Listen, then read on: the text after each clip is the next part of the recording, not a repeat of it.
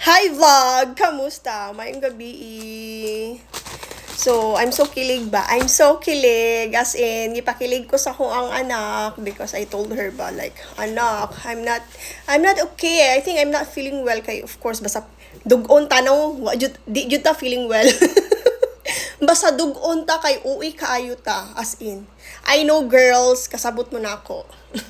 So akong giingnan akong anak, I'm craving for your kuan cookies. Can you please bake cookies for mommy? Tapos siya po ang nagluto og dinner, siya ang nag-bake.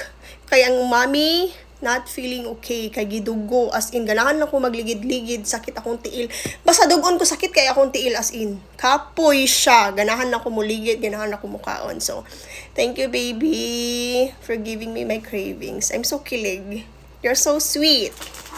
Thank you, my love. So, there you go. She's baking me a lot of cookies, actually. A lot of cookies. And it's still warm. Dili warm. Hot pa yun.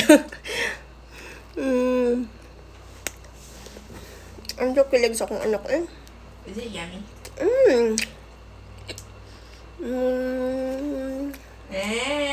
It's yummy, my love. No, I'm just joking. It's yummy.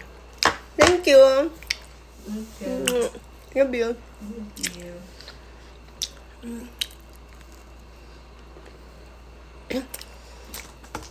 I love sweets, Jude. I love tamis.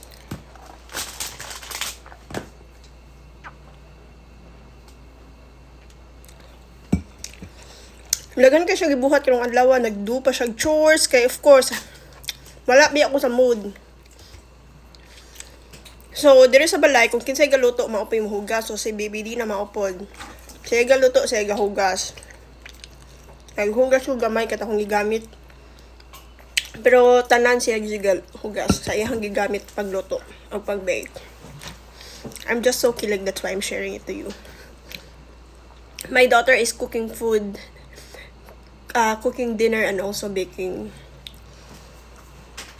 my cravings for me. Because I'm so gutom.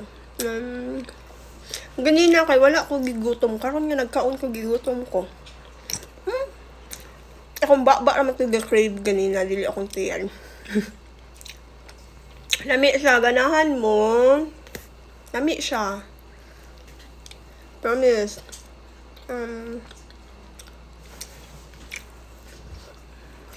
Maunta.